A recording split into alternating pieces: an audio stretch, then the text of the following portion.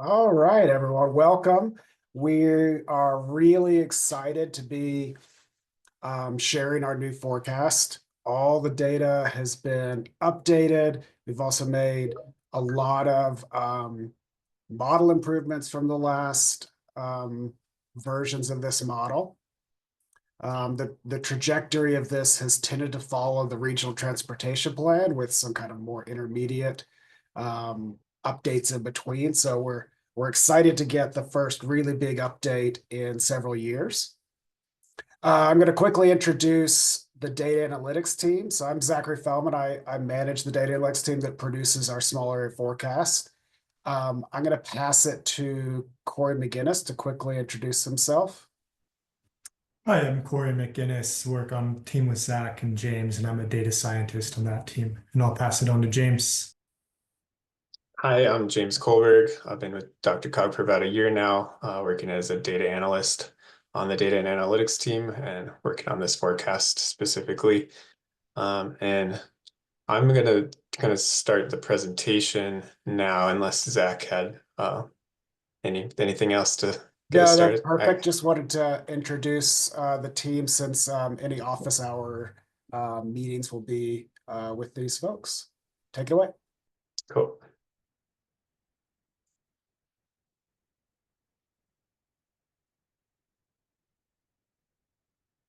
All right.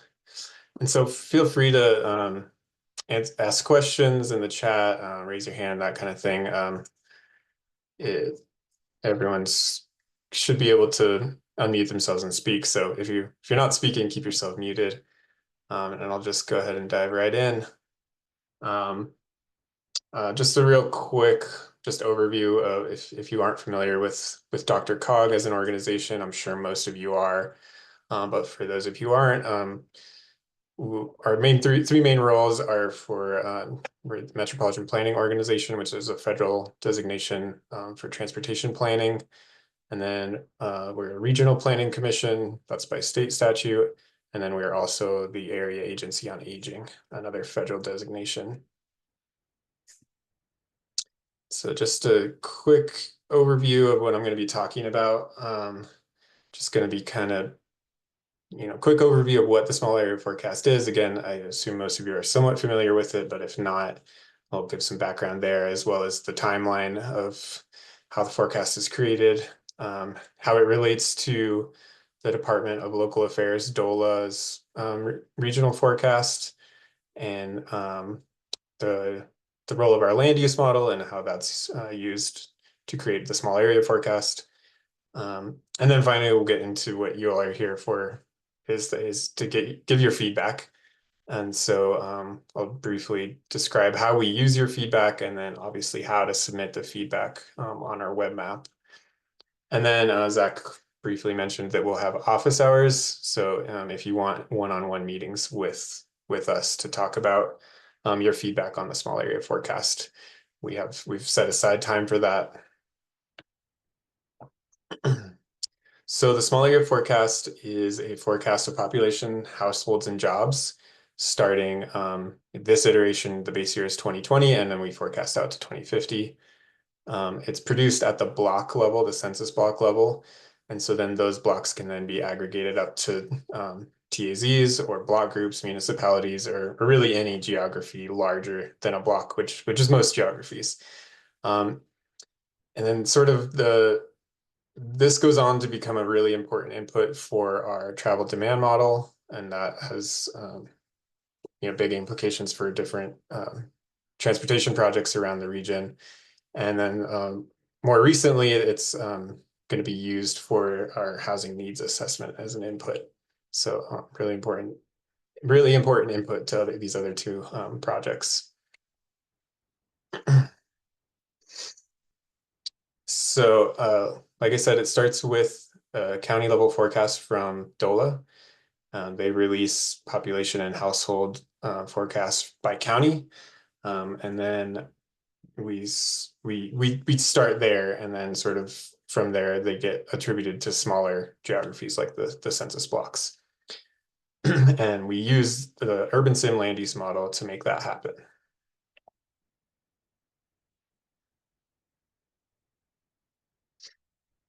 All right, so timeline, the last major update was in 2019. That was, as Zach mentioned, for the RTP, and generally we follow that 4-year schedule for major updates. There was a minor update in 2022 for greenhouse gas mitigation requirements.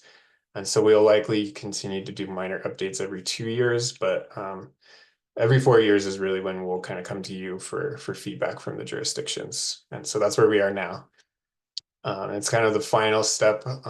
We've been making changes to the land use model and getting all of the input data together. And so this is sort of the final step, is to present it all to you and get your feedback. So real quick, just to, in case you're not familiar with DOLA's forecast, this is going back to 1990, the DRCOG region from 1990 to 2020 grew by 1.4 million people. And so that was the last 30 years. And now the next 30 years from 2020 to 2050, we're only expected to grow by about 800,000. So the growth is slower, but it's still positive. It's not, a decreasing situation yet. And a pretty similar situation for jobs. A little bit, it's not as much of a decrease in jobs, and we think that's likely to people retiring later, or just having less children. So the ratio of population to jobs isn't kind of staying constant. And so, like I mentioned, the urban sim land use model is sort of what we use to take DOLA's county level forecasts and then assign them down to blocks. So our forecast, if you sum up all of the parts, it does equal DOLA's forecast more or less. There are some slight variations, but for the most part, they are equivalent. And so Urban Sim is a micro simulation model. And so it's kind of trying to capture the behavior of households, businesses, and developers and how they interact in real estate markets. And so each year out to 2050, so from 2020 to 2050, we run annual changes, capturing those dynamics of household choices, of where firms locate, and any new construction and redevelopment. And so to give a really high level view of the steps that happen in each of those years as the simulation runs, first, we age the population by 1 year. So within our model, we have a synthetic population that's sort of, the idea is that it matches what Denver's current population is. And then we add new households into the region to match that DOLA County forecast. Scheduled developments are developments, it's like kind of like our development pipeline, things that we know are happening. These are coming from CoStar and Zonda, places like that. So stuff that we just insert into the model, there's no sort of probability of it happening. It's definitely happening. Then household relocation is a step that sort of simulates people moving within the region. So people leave their houses, get into new houses. And then the model builds new housing units, and that's constrained by local zoning. And then households are placed into those housing units, or the vacant housing units that were created from the household relocation step. And there's a lot more detail in how those households are placed. It's not randomly. It's based on observed data of where recent movers are likely to choose. We have some more detailed methodology that we're happy to share if anyone's interested in kind of drilling down into some of these steps. And then the final step, which is also new to this version of our model, along with aging the population by 1 year, these two green boxes. Since we're aging the population now, that, like I said, that's a new step. We didn't used to do that before. We need to account that like sort of characteristics of the population change as it gets older. There's maybe fewer kids in the household or fewer workers in the household. And so we are actually kind of recreating that synthetic population every year, whereas we used to only do that at the beginning. So like I mentioned, sort of what we're here to talk about today mostly is zoning and how that affects how much development can happen within our land use model. And it's a good way to think of it as it's like sort of the ceiling of any development that can happen on a particular block. And so we call it, within the model, we call it the development capacity or the development ceiling. So like I said, that comes from zoning or sort of undevelopable land like floodplains, open space, that kind of thing.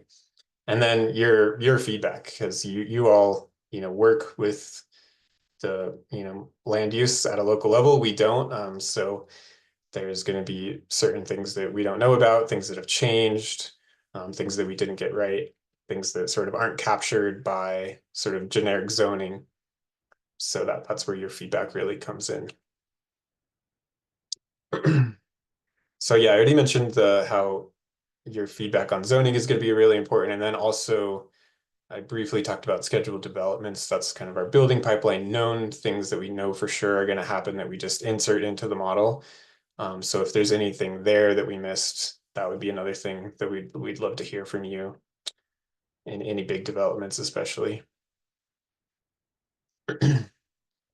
So now I'm going to quickly just hop over and do kind of a live demo of the feedback web map, unless there are any questions.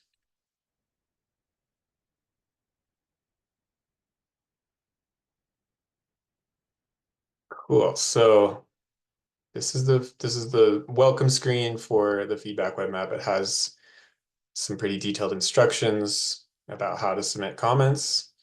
And then if you just click this go to map, it'll bring you into the main map. And if you need to get back to those, that help screen, this little eye up here at the top will open that screen back up.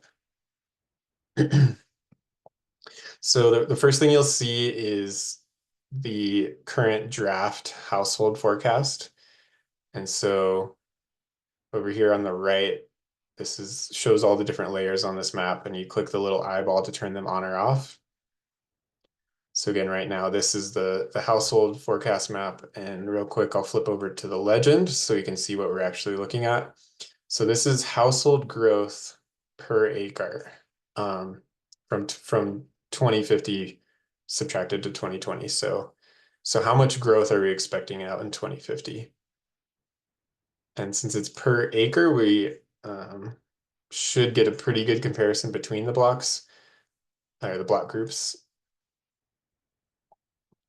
And then you can also turn that off, and then we can look at jobs. It's the same thing. It's growth per acre. So how many new jobs from 2020 to 2050 per acre. And then I want to just point out there's a few other layers that we provided in here. We provided some accessible layers, so they have the cross hatching, but they display the same information as the two layers that I just showed you. And then under here is base layers. And right now we have the DRCOG boundary turned on, so that's here in black. We can turn counties on and municipalities. And the final one is zoning. And that one, since obviously there's a lot of data in there, you have to zoom in pretty close to see anything there. So it'll kind of gray itself out if you're not zoomed in far enough. But once you zoom in close enough, you should be able to see the zoning, and the colors are just random. So don't get hung up that we didn't use the correct colors. We know. And then you can click on a zone to see what the zone is.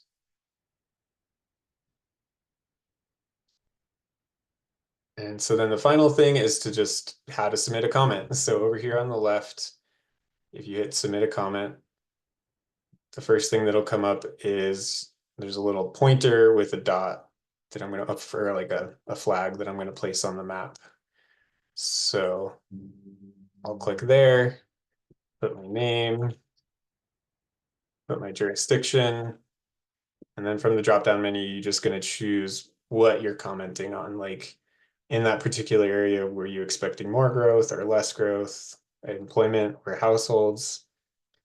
And then you can also, for the jurisdiction, so the jurisdiction as a whole, maybe you think didn't grow as much as you would expect. And then for justification, just a quick, sort of like, why do you think that this is different than you expected? Maybe there's a master plan that is just been approved, and so you're likely to see more growth there, stuff like that. And if you can get specific, that's helpful. If you're like, well, there's going to be 1,000 new units by 2050 in this area, just write that. And um, and in the one-on-one office hour sessions, we can also get into more detail if we need to. So then if you click submit, now you can see that comment I just created is over here on the left. So you can see other people's comments as well. So you don't have to duplicate your work. If your colleague has already submitted a comment about something, you can see it over there and not repeat what they've already submitted. And real quick, one more thing I forgot to mention is if you have the household or employment forecast turned on and you zoom in, you can actually see the employment or household growth and the 2023 and 2050 numbers.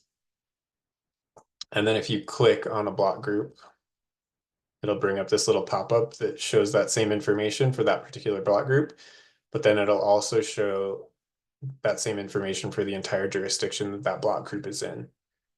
So like I said, if you wanted to provide feedback about an entire jurisdiction, that's kind of where you would find out, like, okay, North Glen, this is down here, this is there's going to be 3,000 household growth for all of North Glen. And then this up here is pertaining to just this block group.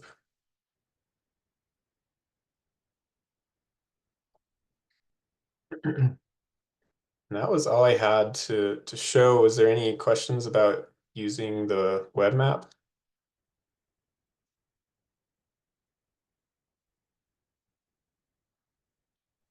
Great. I'll just jump over to the office hours. Like I said, that's to get help using the web map, or if you have more detailed feedback you'd like to give directly to the DRCOG staff, that's fine too. All right, we got a raised hand from Mark. Go ahead. Yeah, I put this in the chat as well, but I guess how is this map taking or this small area forecasting taking into account the House Bill 24-1313 for transit-oriented communities? I think they upzone certain residential uses with that bill, and I'm curious if that's already accounted for, something we should be paying attention to, or what. Yeah, I'll let Zach answer that more, but from my understanding is we're not sort of considering that at the moment.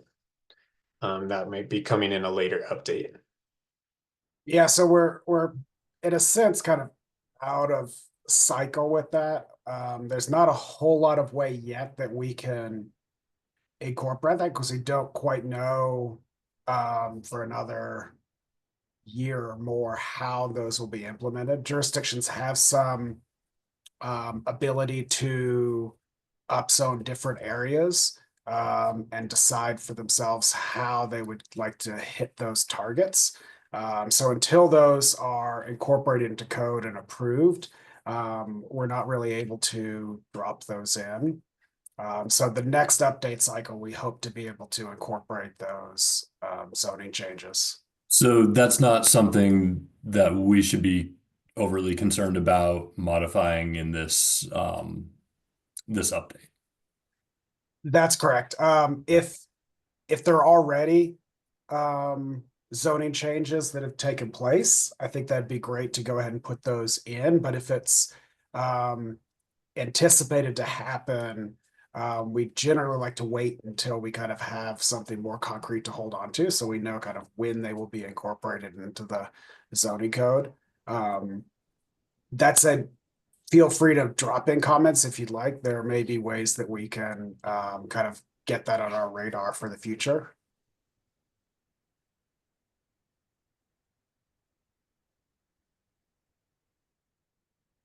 There are a couple more questions. Can we drop a link to the comment map in the chat? Yeah, absolutely. Corey, do you mind dropping that in. Yeah, no Uh, problem. Have the DRCOG small area forecast shape files been made available for jurisdictions to import and analyze against our own shape files? That'd be much easier than hunting and pecking from one computer screen to another. No, we haven't made these available yet. The prior forecast is available at the TAZ level, but I think that's a good idea. And we'll work on our end. There's a lot of different layers. So we'll kind of work on our end and see what might work best. It may end up being that we would share a CSV with the block group IDs and the associated data. But yeah, that's a good idea. Thanks, Tom. I see that there's a question in the Q&A feature, and let's see. I'm not seeing. Andrew, if you could drop yours into the chat, that'd be great. I'm not seeing the Q&A working on my end. Hey, Zach, this is Andrew. Hi. Mark already asked my question. It was very similar to my question, so I'm okay now. Okay, great.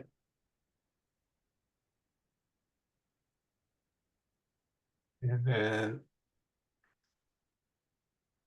so a nitpicky question, but larger people live in the neighborhood around DU. It's single family. Is DRCOG assuming Denver is going to get rid of single family everywhere? Or people are going to double up?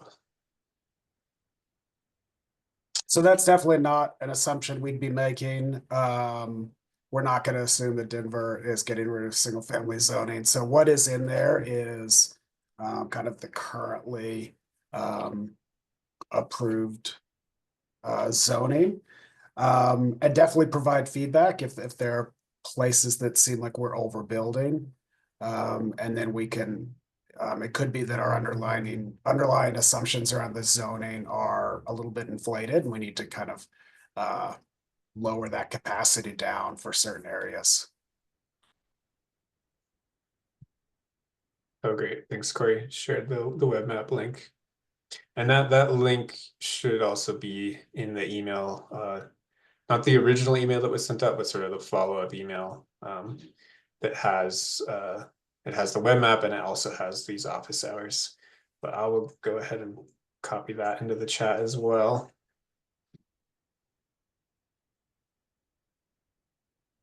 Yeah, and so sorry, I didn't quite finish talking about the office hours. It's with booking, so you can get on there and pick a time that's available. And if there's no times in there left that work for you, just send me an email and we can make it work.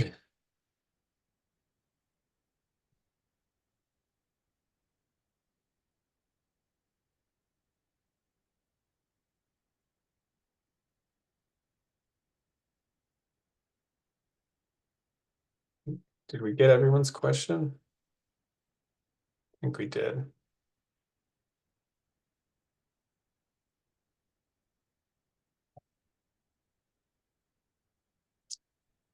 All right, well, if nobody else has any questions, I think we can just go ahead and wrap up early. And again, make sure and sign up for office hours if you're having any issues, or feel free to send me an email if it's something quick.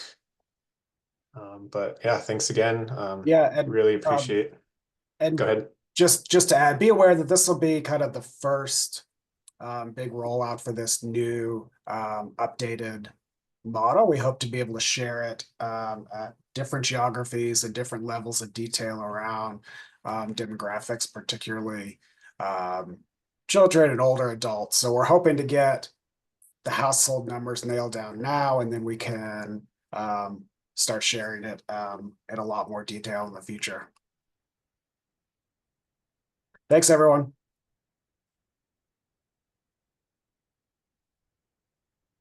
Thank you. Thank you.